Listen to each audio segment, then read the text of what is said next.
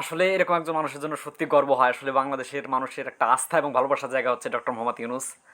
যিনি বর্তমানে চীন সফর করছেন। আসলে তার ৪ দিনের চীন সফরে কিন্তু ব্যাপক যে পরিকল্পনা, বিশেষ করে বাংলাদেশের অর্থনৈতিক বিষয় নিয়ে, একই সাথে রাজনৈতিক প্রভাব চীনের সাথে কতটা বেগবান হবে সেটা আপনারা অবশ্যই দেখতে পাবেন। আপনারা দেখতে পাচ্ছেন যে তাকে লাল গালিচায় অভ্যর্থনা দেওয়া হয়েছে। সেটা আসলে বাংলাদেশের মানুষের জন্য যে কত একটা আস্থা এবং ভালোবাসার জায়গা সেটা আসলে বলার অপেক্ষা রাখে না। কারণ আপনারা জানেন যে বাংলাদেশের নোবেল লরিয়েট পারসন, বিশেষ করে পিস তথা শান্তিতে যিনি নোবেল প্রাইজ পেয়েছিলেন আমাদের ডক্টর মোহাম্মদ ইউনূস, যিনি বর্তমান বাংলাদেশের অন্তর্বর্তীকালীন সরকারের প্রধান উপদেষ্টা হিসেবে দায়িত্ব পালন করছেন, তার এই চীন সফর কিন্তু একটা বাংলাদেশের জন্য ব্যাপক ভূমিকা রাখবে বলে আমি আশা করি। আসলে চীন কিন্তু বিশ্বের একটা অন্যতম পরাশক্তি হিসেবে বর্তমানে আবির্ভূত হয়েছে। ঠিক তাদের সাথে যোগাযোগ রক্ষা এবং আভ্যন্তরীণ বাণিজ্যিক বিভিন্ন বিষয় নিয়ে কিন্তু তাদের সাথে আলোচনা হবে বলে আমরা বিষয়টি মনে করি। আপনারা দেখছেন যে ডক্টর মোহাম্মদ ইউনূস বিমান থেকে নামছে এবং তাকে কিন্তু লাল গালিচায় অভ্যর্থনা দেওয়া হয়েছে।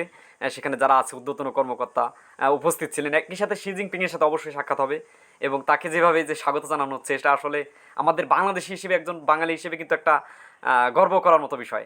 আসলে আমরা ডক্টর মোহাম্মদ ইউনূসকে যেভাবে দেখি, বিশেষ করে বর্তমান বিভিন্ন সমস্যা হচ্ছে, এর নিরাপত্তা ব্যবস্থা নিয়ে প্রশ্ন, বাংলাদেশের বিভিন্ন আভ্যন্তরীণ ইস্যু নিয়ে কিন্তু বিভিন্ন ধরনের কথা হচ্ছে। ভারত আমাদের উপর যে আধিপত্য বিস্তার করার চেষ্টা করছে রাজনীতিতে, সেটা আসলে হ্যাঁ, বলার অবকাশ রাখে না। সেই দিক থেকে হাসিনা পালিয়ে যাওয়ার পর ডক্টর মোহাম্মদ ইউনূসকে কিন্তু ভারত কোনোভাবে মেনে নিতে পারছে না। অন্যদিকে যারা আওয়ামীপন্থী আছে তারাও সেই লোকটাকে সেইভাবে দেখতে পারে না। তাকে ঘুষখোর, তাকে সুদখোর, বিভিন্নভাবে কিন্তু তাকে হেনস্থা করার চেষ্টা করেছে বলে আপনারা সকলে জানেন। কিন্তু ইতিহাস ইতিহাস বলে একটা কথা আছে। ইতিহাস কিন্তু ভালো মানুষের যে দাম, যে মূল্য, যে মর্যাদা সেটা দিতে জানে। আর এই সমস্ত যারা উন্নয়নশীল দেশ আছে তারাও কিন্তু ভালো মানুষের মর্যাদা দিতে জানে, সেটা আমরা লক্ষ্য করছি। প্রফেসর ইউনূস, যিনি বাংলাদেশের মানুষের যে আস্থা এবং ভালোবাসা অর্জন করেছেন, সে যদি আরও কিছুদিন অন্তপক্ষে টিকে যেতে পারে, তাহলে বাংলাদেশের যে সংস্কারগুলো আসছে সেগুলো ইনশাল্লাহ আরও ধাপে ধাপে হবে। কিন্তু ভাই, বিতর্ক পিছু ছাড়ছে না।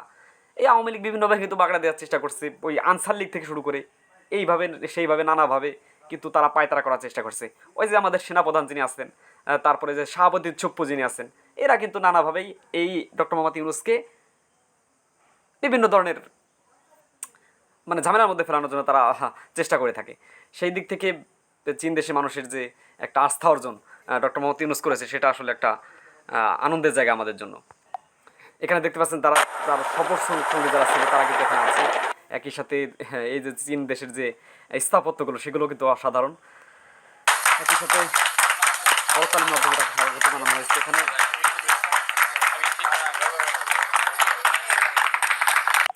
তাকে যেভাবে চীন দেশের মানুষ বরণ করে নিয়েছে, এটা আমাদের একটা মাইল ফলক হয়ে থাকবে। আসলে বাংলাদেশ একজন পুরুষ যার নেতৃত্বে কিন্তু বাংলাদেশ পরিচালিত হচ্ছে, তো নারী নেতৃত্ব আমরা অনেক দেখেছি।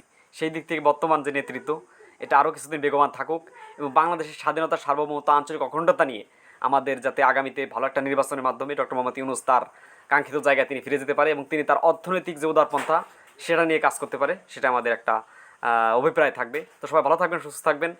চীনের এই অভ্যর্থনা নিয়ে আপনি কি বলতে চান সেটা অবশ্যই কমেন্ট করে মন্তব্যের ঘরে লিখে জানাবেন। তো আপনাদের সাথে দেখা হবে নতুন আরও একটি পর্বে। আসসালামু আলাইকুম।